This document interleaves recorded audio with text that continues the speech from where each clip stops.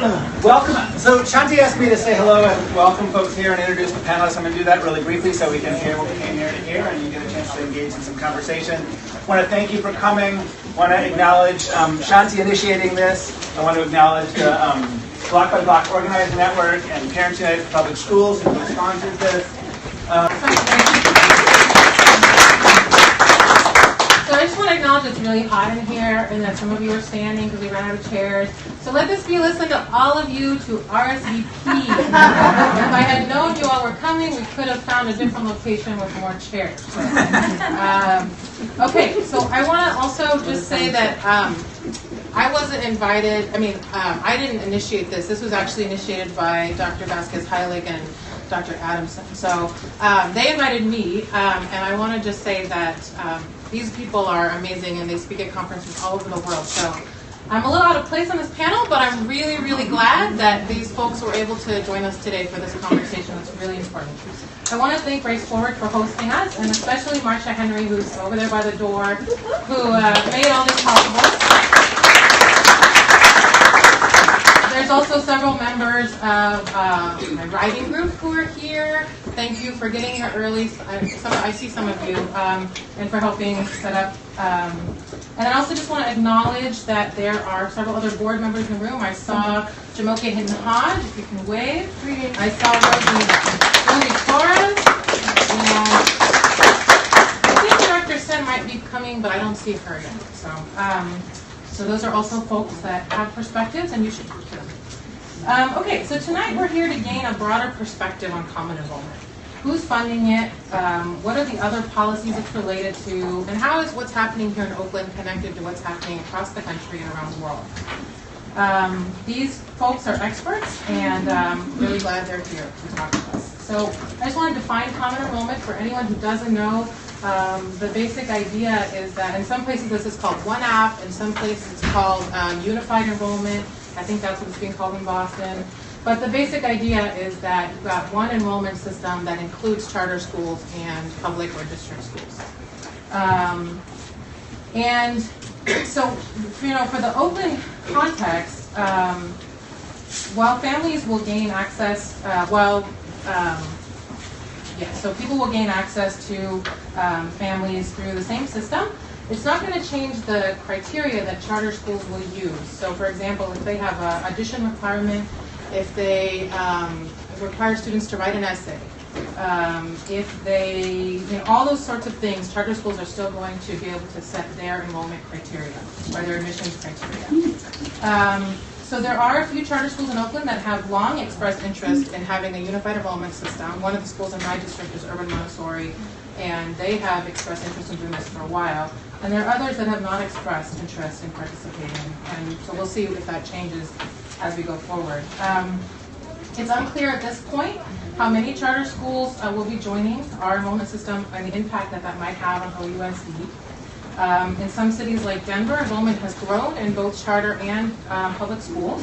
In New Orleans and Detroit, there's been a lot of disruption because schools, there's not enough oversight. Schools have been opening and closing, and there are school deserts now in some parts of those cities because charter schools still get to choose where they want to locate.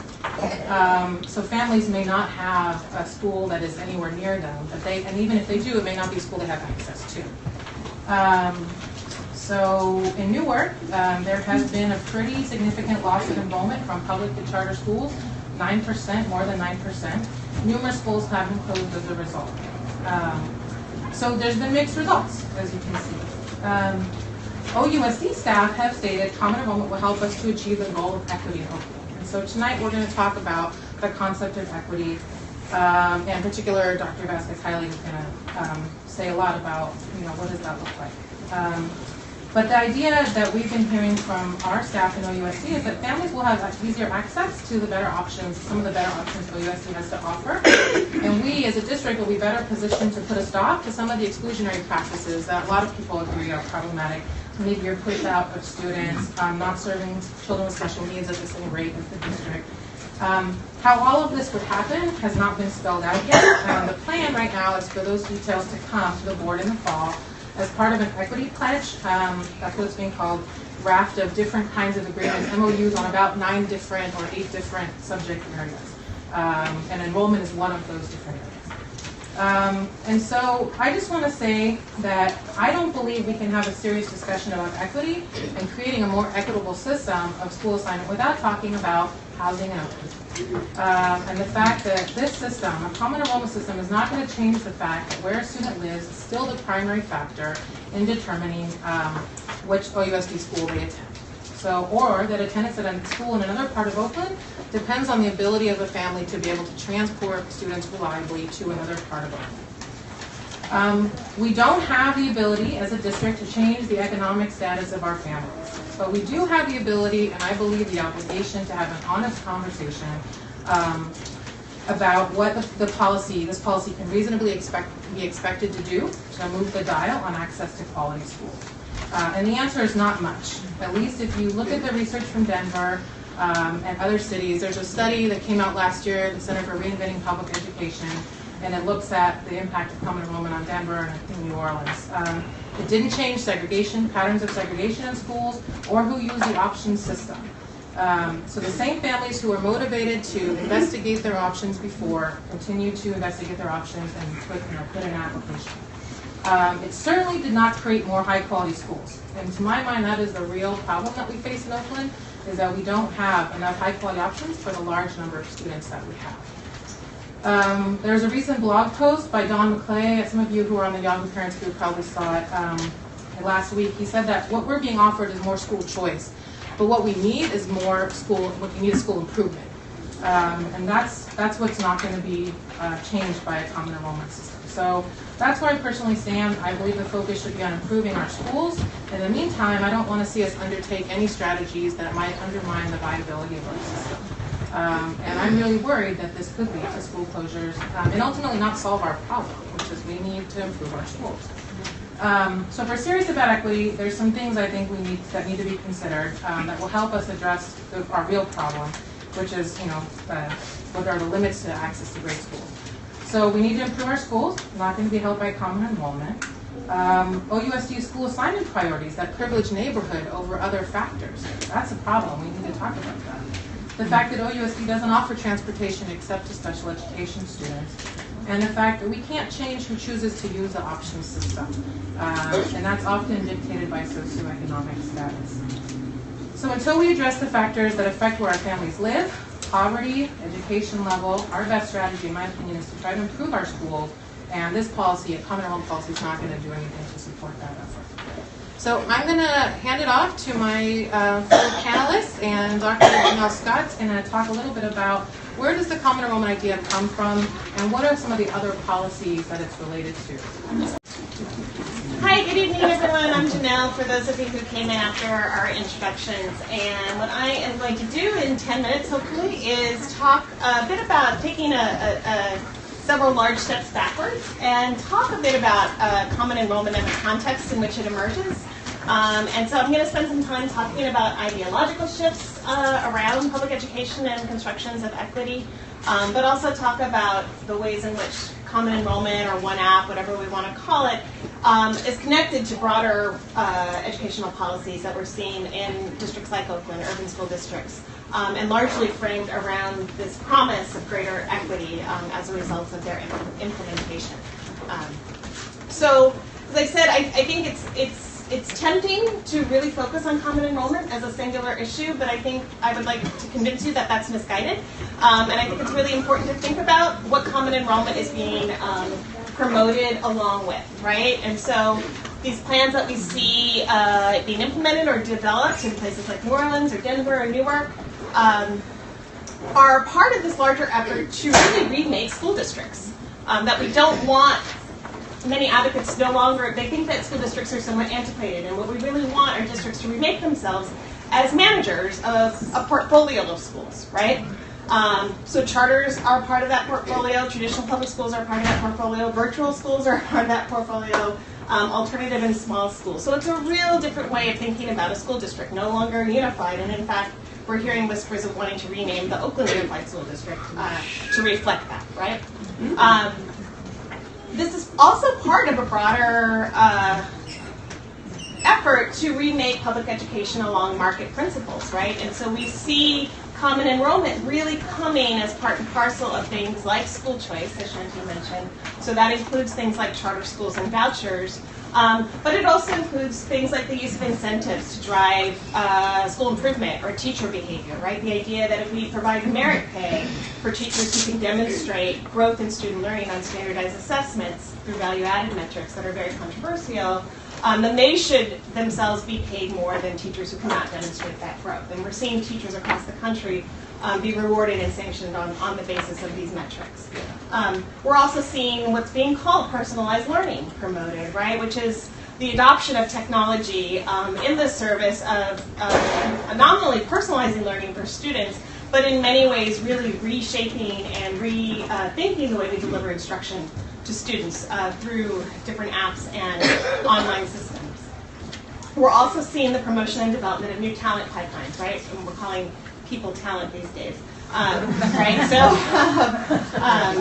the adoption of performance-based funding so that schools who can demonstrate greater performance, and universities incidentally, and I think it's important to note that universities like Berkeley, like other places, are very much a part of, in some ways, promoting these policies, but also in many ways experiencing the same policies that we're seeing in K-12 schooling.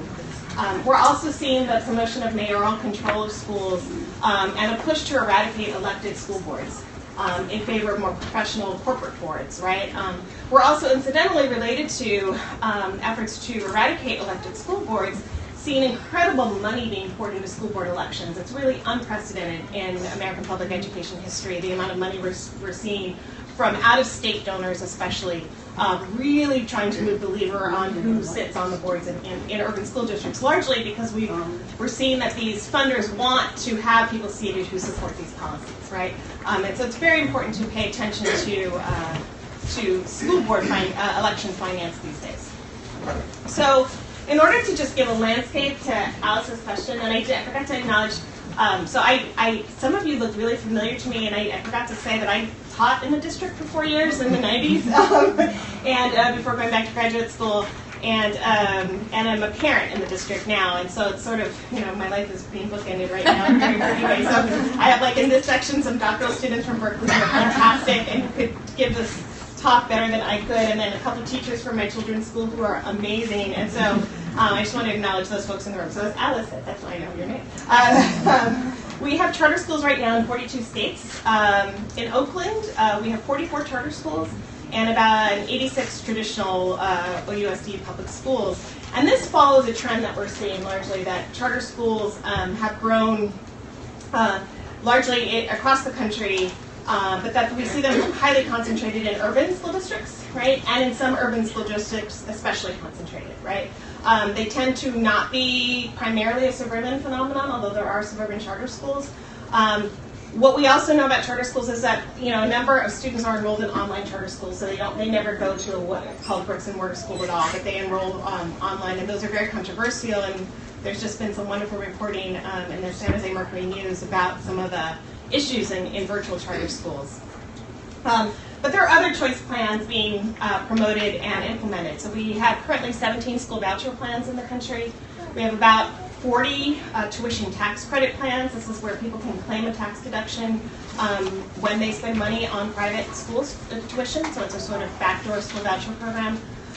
We have roughly 2 million children being homeschooled in the country. We've also seen the development of education management organizations, charter school management organizations, and as I said, virtual schooling companies, right? And so we're really shifting the way schools are managed and controlled in urban school districts. I think it's important to think about charter schools specifically, too, as this sort of funny little policy animal, right? Because on the one hand, they are districts. They're standalone school districts. They are authorized to operate autonomously by a school district or a county board, or in some cases when they're denied to the state. And so they have incredible freedom with some regulation from the school district. But they are also tied to the school district because of that regulation. So they're funny creatures. They're largely autonomous, except their life depends on the authorization and reauthorization by their school districts, although it is very rare for charter schools to be closed by their authorizers. The closure rate is very, very low. Okay. As I said, and this is where I'm going to put on my professor hat, right? So a lot of these market-oriented reforms have really been promoted on the basis that they provide greater equity. And what I want to have us think about together tonight is how this really signals a dramatic shift in the way we thought about equity for a really long time in our country, right? And really the sort of prevailing notion where I want to start our advocacy sector that they're related to help advance a new logic of empowerment through individual rights, right? So that really when we think about education, it really is a family right. And we are holding parents back. And largely what this advocacy sector tried to do was reframe equity in terms of Black and Latino families having the ability to choose, having the same market power as white parents, right? And so the enemy then of equity and liberty, individual liberty, were state mechanisms that told families where their kids could go to school, right? And so that became the sort of the target for advocacy efforts, right? Where we start to hear comparisons of public schools as the Berlin Wall that needs to be dismantled, right? So that 1,000 flowers can bloom. And you have groups that start to emerge to support that. By the 1990s, New Democrats come to embrace this frame. And so you have Democrats who normally would be supportive of traditional public schooling really splinter from this coalition that had been in place for about 30 or 40 years and discover this thing that we call the achievement gap. So rather than talking about opportunity, we talk more about achievement and outcomes, right? And school choice forms offered by this alliance move much more in the direction of markets and away from a broader kind of communitarian notion of equity. And so bringing us to the present, what we have is the emergence of education reform and advocacy organizations, some who may be present in the room tonight, I hope so, because I think it's important to be in conversation, that we have new civil rights organizations that are single-issue organizations solely focused on advancing school choice. So groups like Parent Revolution, which supports parent trigger laws, the Black Alliance for Educational Options, which has a national organization, but then also chapters, and the Hispanic HCREO, which is the Latino version of BAO. Shanti's giving me the...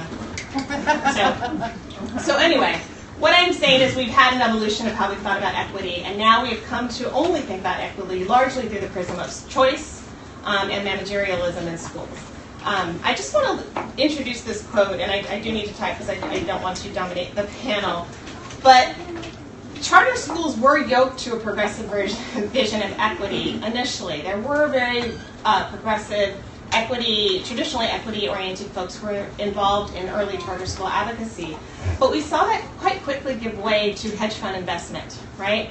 Where people figured out that there are ways to make money in this sector, a lot of money, through real estate, through the selling of technology, through the selling of curriculum, through franchising. And so what I have up here is a quote from an industry report that was encouraging in 2002 investors on Wall Street to invest in charter schools, and explaining that it was going to be possible, what the policies were, how the policies were going to shift. And so I'm going to let you all read that, but you can see that in many ways we are living what was predicted in 2002 by financial analysts. So what that ends up then is in Oakland, we have our leaders talking about common enrollment as an idea whose time has simply come. And what I think is dangerous about that framing is it leaves out the incredible networks and funding mechanisms through philanthropies, through advocacy organizations that are very much a part of generating the ideas whose time has come. And I think on the one hand, this is largely untested in many places. Frank is going to talk to us in 5 seconds about what we know about what's happened in New Orleans. But an idea whose time has come has very little research evidence to support its efficacy. And so I need to stop here, but I hope we can be in conversation about what the implications of that are, that we're willing to go whole hog on an effort, or a set of efforts that really, when we think about the research evidence base, is highly, highly, highly contested. What is the 2007 CBR report? What is CBR? So, I brought it. So in 2007, the Center for Education Reform produced a report talking about Oakland as a national model. This was on the heels of the Randy Ward leadership. And it was saying, well, Oakland's sort of on the cusp. It could be this national leader for school choice, and the real rethinking management, or it might go the other way, and from their perspective, that would be a negative way, going backwards in terms of moving away from school choice. You can no longer find this online, by the way. I have the link. I can email it to all of you. But I double-checked today. I went to the Center for Reform website. You can get the 2-page description, but you can no longer get this report online. So I brought 20 copies, but I'm happy, like I said, to email the link or whatever. So. I'm auctioning these off after this. So we will have time for Q&A at the end. So I think Frank is up next.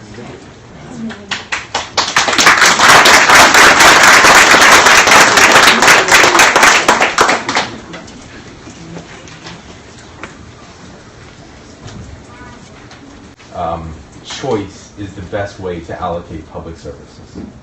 And I'm going to disrupt that on a lot of different levels, because what we've found is that common enrollment is really a facade. It's not actual choice for families. You'll see up there that we have a report which is focused specifically on New Orleans. On the right, it's downloadable at the Scope website, and we just came out with a 6-country comparison book on the left, which looks at 3 countries that are privatized and 3 countries that have done a public investment model, which I will get to in a second. So, what am I going to talk about? I'm going to talk about what's at stake right now. I'm going to talk about how do we arrive at choice in education. I just spoke about that for a second. Then I'm going to connect a lot of different levels in education. I think about things comparatively. So I'm going to look internationally, all the way down through our school system to what happens to students in the classroom, because that's really what we want to know about. I'm going to talk about the New Orleans situation in particular, because New Orleans is, 5 years, 10 years ahead of Oakland right now.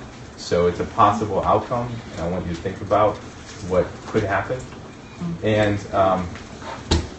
that's number 5. What can we learn from Oakland? So, from New Orleans. What does this number mean? Does anybody know what this number is? Education. U.S. Department of Education budget. Not the U.S. The world. This is the world. This is the global education estimated annual value in 2014. That's what's at stake. Just putting a number on it, right? Where did the number come from? Well, Rob Hutter, CEO of Learn Capital, VC fund in Silicon Valley here, presented this figure at the 6th International Private Education Conference hosted by the World Bank, and actually not even the World Bank, the International Finance Corporation, which is a private arm of the World Bank. So what I really need to do is, you need to see what the levels are. That is what's at stake. There is a lot of money. Janelle talked about the various ways in which you can get your hands on some of that money, but if you're thinking about 10% of profits per year guarantee, that's like $500 billion. So, then let's think about what happened. As Janelle was talking about the rationales, she talked in the 70s about the equity moves in the United States. Well, there was a very different move that happened in Chile in the 70s, and that was a Pinochet privatization move, in particular the implementation of vouchers. And it was a neoliberal move founded on the philosophies and economics of Milton Friedman. Finland did something very different. In the 1970s, they reshaped their education system, and it focused on equity. And then in the 2000s, we have 100,000 people in the street in Chile. That's a social movement after 30 years of privatization, and the outcome has been a radical segregation of Chilean society at the student level. Finland, on the other hand, in 2000 came out and scored at the top levels consistently on the international assessments, and is now the kind of worldwide darling for how to run an education system. So we see that this is actually a historical conversation. This is a done deal in different places. So I want to reflect that we're having we're talking about issues like they're current, but they also have a strong root in a couple of generations now. So in the book, we look at a bunch of different countries, and today I want to focus in particular on Canada and the United States. and I want to drill down into what happened in New Orleans in particular. And to start at the country level, actually, New Orleans couldn't have really happened without Bush's NCLB. No Child Left Behind law sets up an accountability model that if schools are not making adequate yearly progress, then they can be reconstituted. So in 2003, and this is before Katrina, Louisiana institutes the Recovery School District, which serves as the takeover mechanism for the entire state. And so we're talking about renaming districts like Janelle just spoke about, renaming OUSD. There's this idea of reframing the governance around school districts. 2005, Hurricane Katrina happened. Louisiana passed Act 35 in emergency session. The Act 35 basically changed the cut point for failure, making most schools in New Orleans susceptible to takeover. They were also fired over 7,000 teachers without due process. That went to court and is still in court actually 10 years later. And there was just an overall shift to charter schools. And I want to differentiate something about charter schools because Janelle mentioned that, in the beginning, Al Shanker saw charter schools as this individual place for us to learn about new pedagogical methods supported by literally a union head. Well, now that political animal has been changed into a money-making machine. So corporate charter chains are operating without public accountability. They have privately appointed boards. They have and when you get into what actually constitutes a governance mechanism in New Orleans, you have charter schools operating independently as local education administration. You have CMOs operating as a nested group. Everything's operating in the recovery school districts. Why am I telling you this? Because there's really no accountability for the public. The public doesn't get to say, this is how our community school is going to be run. So, what happens in this education marketplace? How does it function? The recovery school district is basically an authorizer. It's not an education delivery governance model. It oversees the accountability system, and it's implemented common enrollment. So basically, after Katrina, it was what I call, and if you got one of these booklets, it explains the kind of pathway to privatization in New Orleans.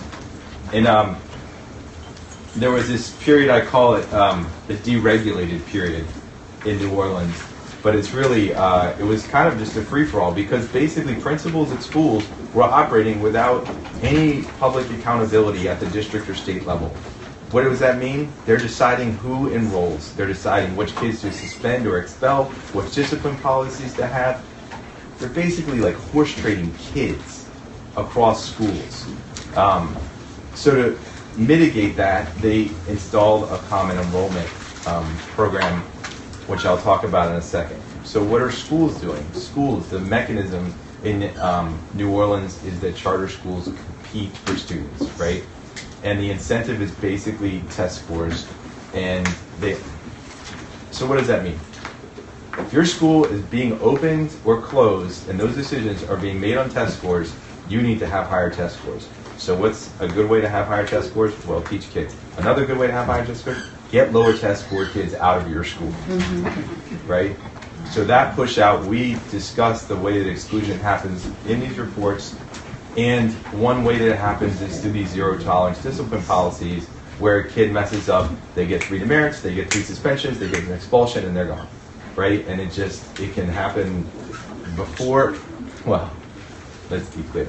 It happens after they get the money for this child being in the seats on October 2nd and before test day, whenever that comes, right? So, and yeah, kind of. So these data are being. We're going to do questions. Yeah, we're doing Q&A afterwards. Okay, so what does that mean in general? And I want this as a major point when you take away. School choice in New Orleans doesn't mean that families choose schools. It means that more often than not, schools choose students, right? And how do they choose these students? They choose them by test scores. So Shanti said that some charter schools have admissions policies. In New Orleans, the highest performing schools have their test two months before the one app opens, the common enrollment program opens.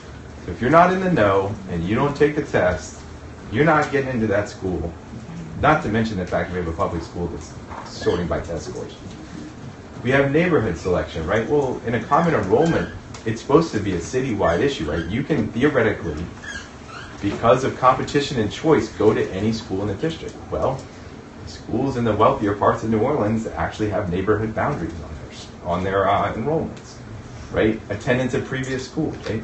So if you're going to like the French-speaking preschool, then you have a line into the French-speaking first grade, right? And so if you don't speak French, stage 5, you cut out of that school. That's just one example. They have sibling attendance, right? IEPs, behavioral issues, all of these are used to select schools, right? So we have what happens to the kids in these schools. And we've gone in, and these are not our tiers. We've found an 8-tier declining line of achievement by the type of school, and these are the types of schools that are operating in New Orleans in 2011, 2012. And when we break it down by type tier 1 versus tiers 2 and 3, we see that white people are overwhelmingly represented at the top tier schools, and then we go to African Americans. I'm a statistician. Usually you don't find lines that are like directly down. You know, it's just like, we're just looking at this like, this is ridiculous. Okay, so I'm going to say 2 more things. One, we have found in New Orleans, in Chile, in Sweden, that the market-based strategies create all of these outcomes that are unfavorable to the public investment strategies in Finland, in Cuba, and in Canada that we looked at are helpful for students. And I want to plant one more seed here, because Ontario, just north of the border, they actually voucherized their system in the 90s, and the public didn't like it. And in 2003, they voted that government out. They instituted a whole system reform plan. Their PES scores have gone up. The public satisfaction has gone up. And the teacher labor unions sit at the table with the government and make decisions together to provide education for students. Thank you.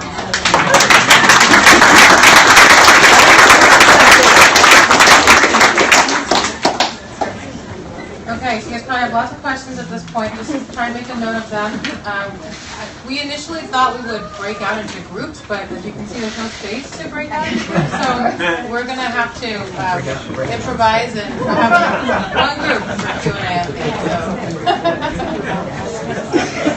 think. So it's totally unfair to follow these speakers. Totally unfair. I couldn't decide on what I wanted to call my talk, so I just gave it 2 names: Beware of Wolves in Sheep's Clothing, and or What Instead. So I'm excited to be here. Cal State, Berkeley, Stanford, a big company, right?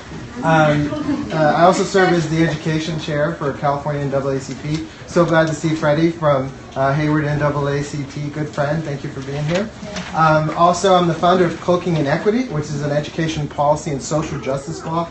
If you have not been there, all the ammunition you need against charters, Teach for America, high-stakes testing, it's all there for you for the waiting, for the taking. Cloaking and Equity, one of the top 50 blogs in the nation in education. Can you help us? It's in the light. No, that's a skylight still. Yeah, if I move it, it's gonna. Give it 2 minutes and the sun will. So. Only air coming in the room. Yeah. So Cloaking Inequity. If you cannot remember the name, all you have to do is go to Google, type in Julian Blog Professor, and it'll be the first. It's on the sheet. On the sheet. Okay. Also, please tweet at me from this talk. Okay, I need to get moving. Okay. So, as many of you have seen, you've seen the data. You've probably lived this bad news. There's been bad news in Oakland public schools for a long time. No one's disputing that public schools, it's that elephant in the room, that our nation rations a high-quality education for poor kids versus wealthy kids. The wealthy have been able to throw money at education for a long time. When we're talking about education reform, when we're talking about these neoliberal policies, when we say we don't want to throw money in education, what we're really talking about is poor kids. What we're really talking about is students of color, Latino students, African American students, Asian American students. That's what we're really talking about here, folks. And so I get that. So don't play that race card on me. Don't play that poverty card on me, because I understand that this is pre-existing ideology, and as Dr. Scott talked about, it's actually not about those kids at all. It's about that $4.6 trillion pie that they like to have a piece of. Now, we know the data. It's very clear. The achievement gap is readily apparent. Now, you've heard these very common arguments in favor of school choice. Now, I've taken a few from Libre. Libre is the Koch-funded effort to convince Latinos that charter schools and choice is a good idea. You've heard these. You've heard failing schools still receive money. Latino students still make up the majority of students in failing schools. There's no incentive if you increase funding. Schools are more innovative with school choice. There's a whole list. You've heard them all. You've heard them from Democrats. You've heard it from Republicans. They basically sound the same. You look at Barack Obama, and I'm sorry to say this. I was on Barack Obama's Education Policy Committee during his campaign in 2008. I voted for him twice, and his education policy looks exactly the same as George W. Bush. In fact, he doubled down on tests and charters and everything else, right? So is choice the civil rights issue of our day? That's what they're telling us, right? This is the civil rights issue of our day. Rachel Campos Duffy in the American Spectator, this is what she said, and was probably paid by the Koch brothers to say that. But my Education Review journal article demonstrates that school choice is a civil rights issue, but not as currently framed. First, you should know, school choice on average does not produce the equity and social justice that proponents spin. It's very clear. If you look at 10 years of the peer-reviewed research literature, and I went to 10 of the top scholars in education choice, and I asked them, give me the best research on this. Janelle was one of them. And I put together a compendium of research. Charters accentuate, they increase the amount of segregation in schools. I have a new piece coming out in the Stanford Law and Policy that demonstrates this statistically. What we're talking about here, folks, this is not ideology. This is not opinion. We're talking about research study after research study after research study. This is what the data says. Now, I'm not going to say, for example, the Friedman Foundation came out this week and said, oh, there's 35 studies that say school choice is great. But let me tell you about those studies. Most of them not peer-reviewed, which is the gold standard in the research literature. Second thing you should know about them is that the Walton Foundation, the Broad Foundation, and all these other folks fund those research studies. So when you see that deceptive advertising that says studies say this, just know they have typically not gone through the rigorous peer review standard. And they're typically funded by neoliberal nonprofits and foundations and other folks that are a part of this cabal. Second, as Janelle talked about, Dr. Scott talked about, school choice has created this motley alliance between privatizers and traditional civil rights proponents that is not in the best interest of poor and minority students. Now, one of the things that I'm proud of about the NAACP is the national office gets it on this issue.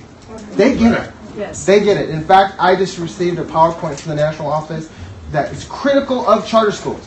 Now, that's not to say that every chapter across the United States or across the state of California has this right. But let me tell you, the national office of NAACP does, and at state convention, we voted a critical resolution against charter schools from the state of California NAACP. So know that. Know that. Know that national and state are very critical of what's happening with school choice right now. I'm arming you with lots of evidence right now. Have you noticed? So there's a lot of things. So we've been talking about the macro levels, but I want to quickly talk about how charters do this on the micro level. Now, a really excellent piece from Kevin Wellner called The Dirty Dozen in the Teachers College Record. Dirty Dozen, Kevin Wellner. This talks about, in the research literature, the 12 ways that charters do the choosing instead of families do the choosing. right? Because you've got to be prepared for these Koch folks. You've got to be prepared for these Walton-funded foundation folks. You've got to be prepared for these Teach for America folks. And yes, I just said that. Description and design.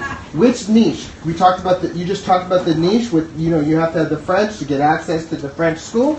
Location, location, location. Karen Royal, who's a parent activist, had 5 schools in her neighborhood, none of which her child could attend. She could not choose those schools. Her child had to get on the bus and go an hour and a half every day across town to a school that would accept her child.